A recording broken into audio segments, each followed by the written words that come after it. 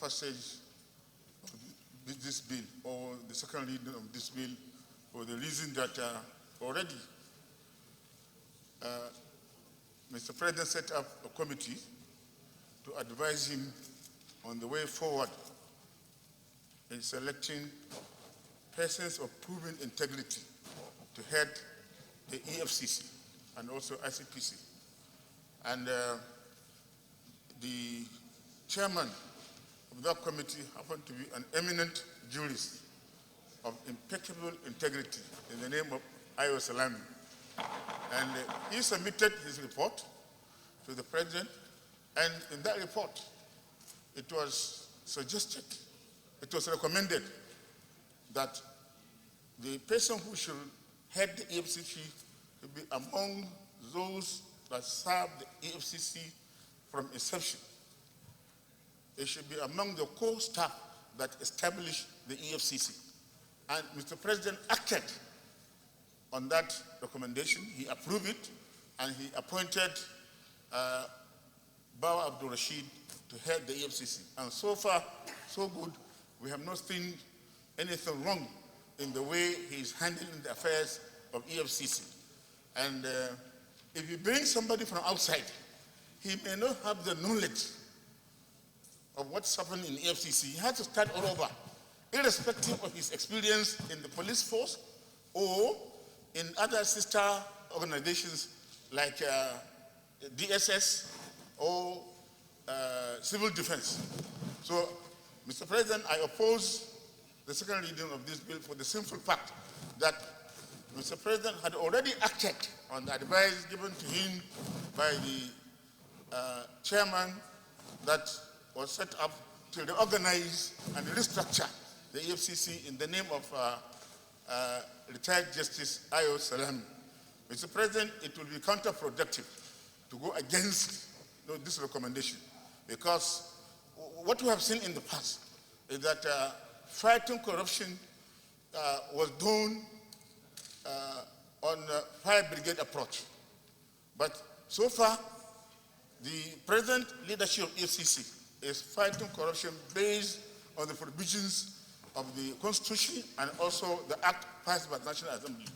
Unlike what was happening before, where on mere suspicion you will be arrested, detained, and for over 2-3 months without taking you to court, or you will be subjected to media trial. You are a criminal simply because of allegation made against you.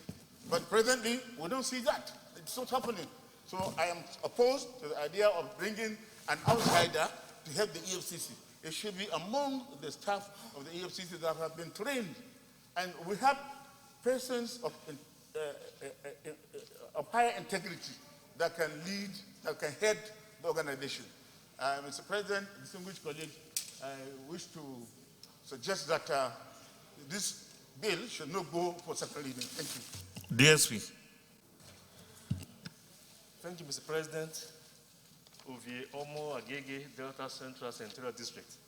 Mr. President, frankly, it's not my style, frankly, to oppose any bill during the second reading.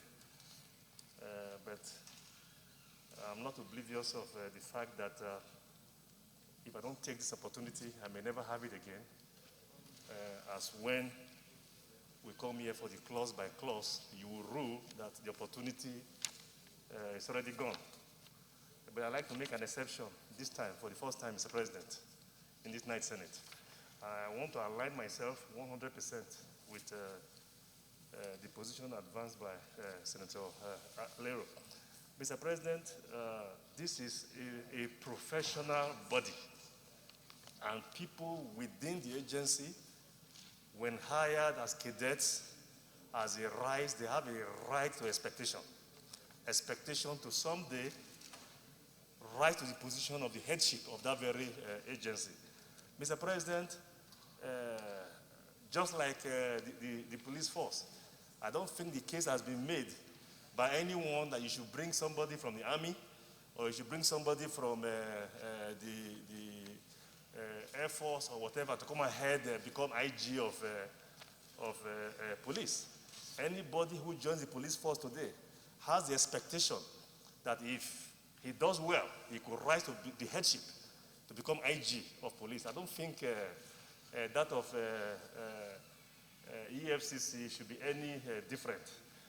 But yes, I understand that at the very outset of the setting up of that organization, they had to go out, to source for people who could assist. But with the appointment and confirmation of Mr. Bauer, I think he's the first that rose through the ranks, to head that position. And Mr.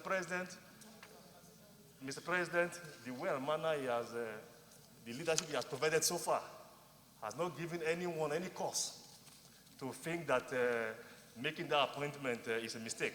So, Mr. President, I think we should leave the agency as it is and rely on the recommendation of the Justice Salami Committee that going forward, the leadership of this organization should actually be restricted to them. So to the extent there should be any amendment at all, we should actually remove police officers, remove every other people, and just confine it only to graduates, of the EFCC Academy.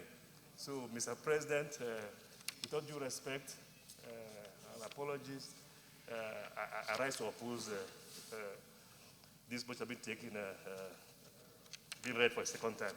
Thank you for your. It's in the Economic and Financial Crimes Commission Act, Cap E, laws of the Federation of Nigeria 2004 and further matters connected there to 2021 second reading taken, and the bill is referred to the Committee on Anti-Corruption and Financial Crimes to report back within 4 weeks. Well, distinguished colleagues, let me comment here.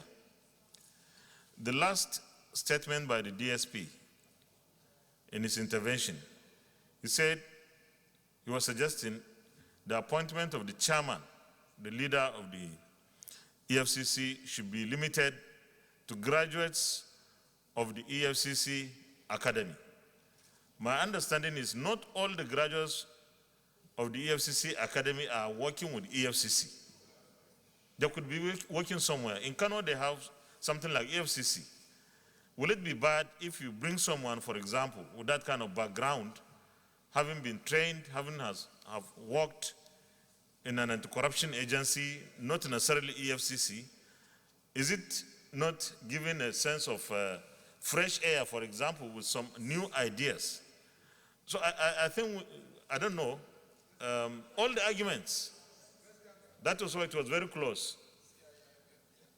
So I think as it is, if we limit it to graduates of the academy with requisite cognate experience, maybe that will help, rather than just picking a policeman from the police force or police headquarters and post him to EFCC. And and I agree with the position of the DSP that if we want to amend as well, we should be looking at clearing all these other agencies out, but limiting it to either cognate experience in an anti-corruption agency.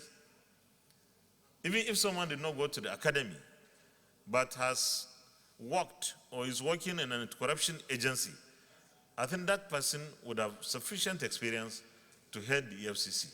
But of course, you cannot get a better deal than picking someone from the EFCC itself. Just like we confirmed Abdul Rashid Bauer, a product of that system. He can be the best person you can pick, more than anybody else from any part of the systems outside of the EFCC. But if you have people who are working in other agencies that are of anti-corruption nature, I think they can bring their experiences from outside to help the system grow. So thank you very much for the debate, and it was very close. Leader of the Senate.